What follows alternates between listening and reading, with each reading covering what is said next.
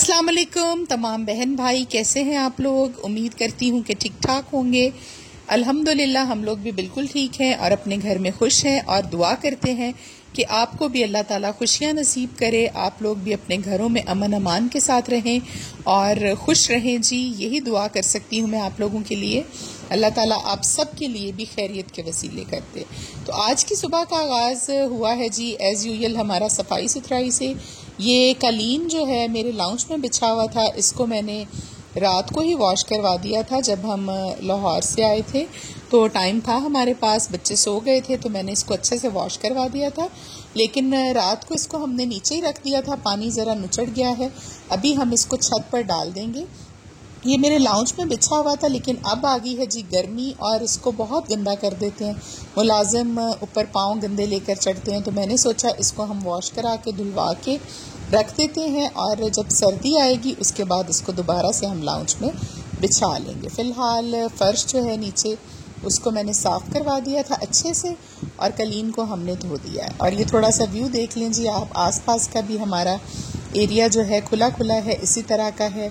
और ये है हमारा वॉशिंग एरिया जहाँ पर हमारी वॉशिंग मशीन्स होती हैं, गीज़र लगा हुआ है, हमारी मोटर लगी हुई है। यहाँ की सफाई जो है टाइल्स की होने वाली थी और मैं खुद ही देखती हूँ काम, तो बस जब मैं इनको कहती हूँ तब ये लोग कर लेते हैं। दिया का हो रहा था जी नाश्ता प्रिपेयर। पहले हम इसके लिए सेब को अच्छे से कूट लेते हैं, उसके बाद उसमें केला मैश करके डाल लेते हैं। अभी ये प्रॉपर उस तरह से खाना नहीं खाती, मैश खाना खाती है। केला और सेब मैश करके फिर इसमें ब्रेड का एक पीस जो है बारीक करके डालते हैं और फिर इसमें नेस्ले का योगर्ट हम डाल देते हैं। अगर ताज़ा दही हो, कभी कभार मीठा, तो वो भी खा लेती है। आजकल नाश्ता जो है थोड़ा सा ये हमने बनाना शुरू किया। और देखिए मेकअप उठाकर इसने अपने गालों पर लगा लिया था और उसको साफ़ भी नहीं करा रही थी और हमें बिल्ली बन बन के दिखा रही थी। अभी आ गए थे जी ऊपर के पोर्शन में और आज तमाम सामान को हम समेटने लगे हैं।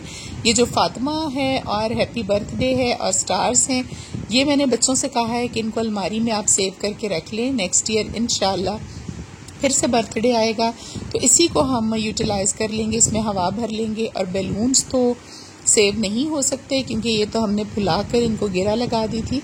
ये मैंने इनको कहा है कि आप उठाकर बाहर गली में फेंकें, तो हमारे हमसायों में बहुत सारे छोटे छोटे बच्चे हैं, वो खुद ही उठा कर ले जाएंगे।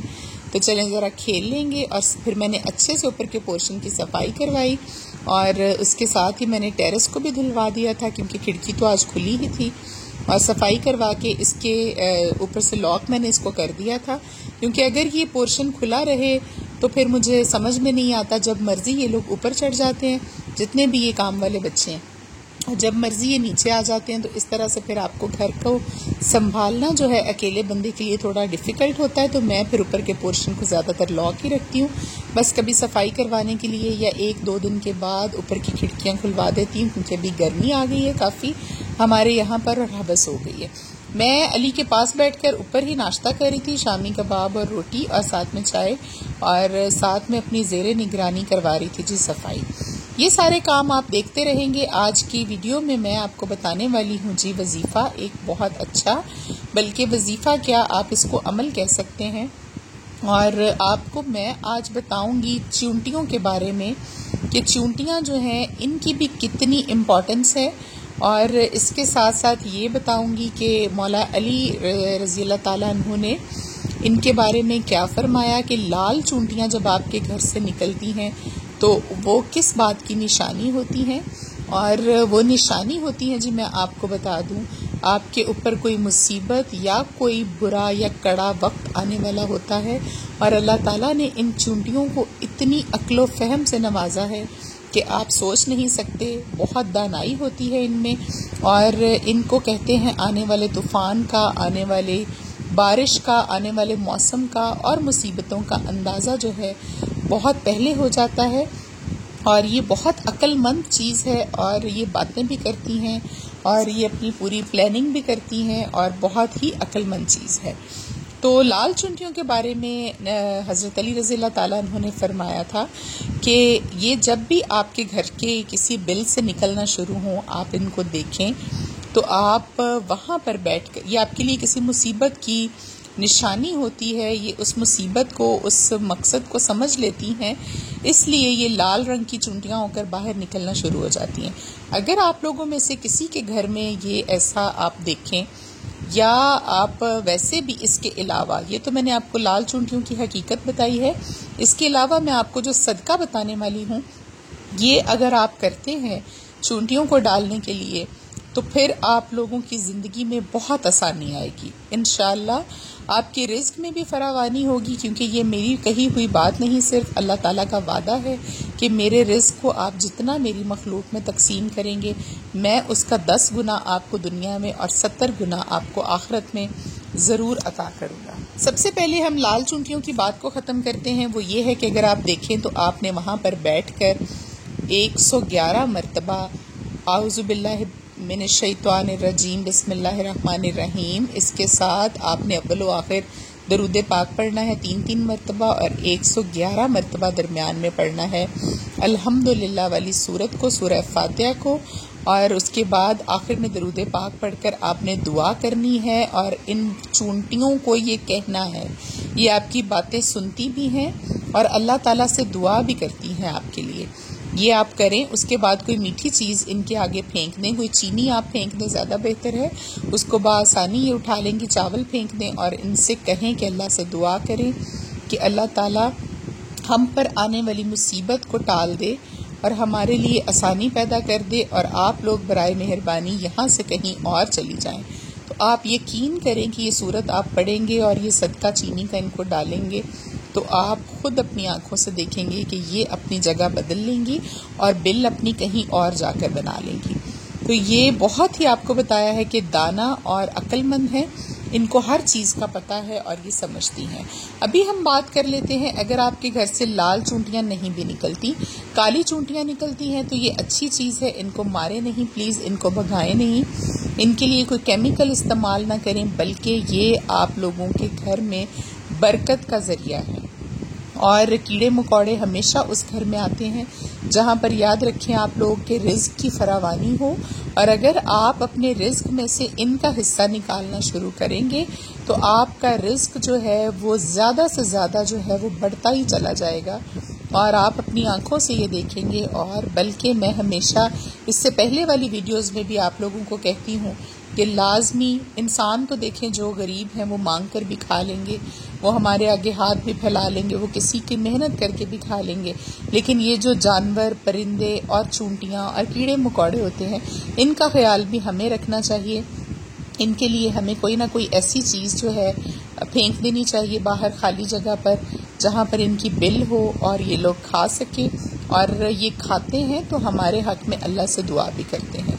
अगर आप चाहते हैं कि आपकी दुआएं कबूल हों, आप इन कीड़े मकोड़ों के पास जाकर इसी तरह से 111 मरतबा अव्वल व आखिर 3-3 मरतबा दरूद पाक पढ़कर 11 मरतबा आप सूरह फातिहा पढ़ें। एक कटोरी में आप चीनी ले लें, आप शक्कर ले लें, आप चावल ले लें, आप दाल ले लें, आप उसके ऊपर 111 मरतबा ये पढ़ें अल्हम्दुलिल्लाह वाली सूरत, और आप उसके बाद दरूद पाक पढ़कर उन चूंटियों के पास जाकर किसी भी जगह पर, उनकी बिल में, कच्ची मिट्टी की जगह में, आप दरख्तों की जड़ों में ये होती हैं, मैं आपको हमेशा बताती हूँ, ये आप ज़रूर पढ़ें और ये आप वहाँ पर डाल दें। और जब वहाँ पर डालें तो इनसे दुआ के लिए कहें। मेरे घर में एक ख़ातून थी, अम्मा थी, उसने मेरा 11 साल तकरीबन काम किया है, हम उसको बीबी कहते थे, और उसने बहुत खिदमत की, हमारा खाना पकाती थी। और जिस वक्त वो मेरे पास आई थी, मेरे पास बच्चे नहीं थे, बल्कि 8-10 साल के बाद, उसके आने के बाद अल्लाह ने मुझे फ़ातिमा से नवाजा। और आप यकीन करें कि वो अम्मा हमेशा, हालांकि एक अनपढ़ औरत थी, उस वक्त इस बारे में मैंने पढ़ा नहीं था, कहीं सुना नहीं था, लेकिन उसने कहीं से सुना था शायद। वो अक्सर लेकर इस तरह से बचे हुए पके हुए चावल, खाना और उसके ज़र्रे करके वो चूंटियों को डालने जाती थी बाहर एक प्लॉट में, और हमेशा कहती थी कि बच्चों को अगर भेजती थी डालने के लिए, काम वालों को, तो कहती थी कि वहाँ उनसे कहना दुआ भी करें मेरी बाजी के हक़ में कि अल्लाह ताला उसको औलाद से नवाज दे। तो आप यकीन करें, मेरा ये ईमान है कि अल्लाह ताला ने इस दुआ को कबूल किया, उन कीड़े मकोड़ों की दुआ को कबूल किया। हम उनका ख्याल रखते हैं, अल्लाह ताला की मखलूक है बेशक, और अल्लाह ताला ने हकूकुल इबाद के बारे में हकूकुल्लाह से भी ज़्यादा उस पर नज़र रखने को कहा है और उस पर अमल करने को कहा है कि आप अल्लाह की मखलूक का ख्याल रखें। तो अल्लाह ताला अपने हक़ में जो आप लोग अल्लाह के हक़ में कोताहियाँ कर जाते हैं इबादत में, ज़कात में, रोज़े में, नमाज में, तो बेशक अल्लाह की ज़ात तो बख्शने वाली मेहरबान है और वो किसी एक हमारी बात से भी हमें बख्श सकती है बेशक।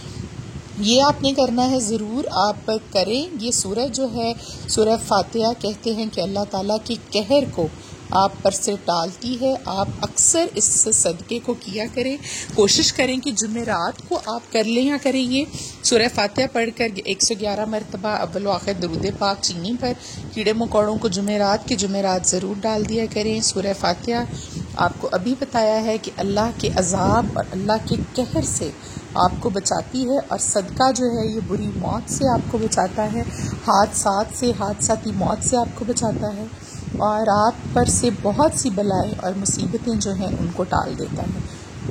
ये सारी बातें हो गई जी। और आप लोगों ने देखा होगा, मैं आज शाम में गई थी, बाहर से कुछ सामान लाना था मुझे, बर्तन धोने वाला साबुन और एक तेल हम इस्तेमाल करते हैं सिल्वर के पतीले वगैरह धोने के लिए, वो लेने गई थी। इन बच्चियों के शैम्पू साबुन ख़त्म हुए थे, वो लेने गई थी और मार्केट चली गई। मुझे बच्ची ने बताया था कि खदीजा के कुछ शर्ट्स हैं लेकिन उसके लिए पैंट्स नहीं हैं, एक रेड पैंट ला दें, एक ब्लैक पैंट ला दें और वाइट टाइट्स ला दें।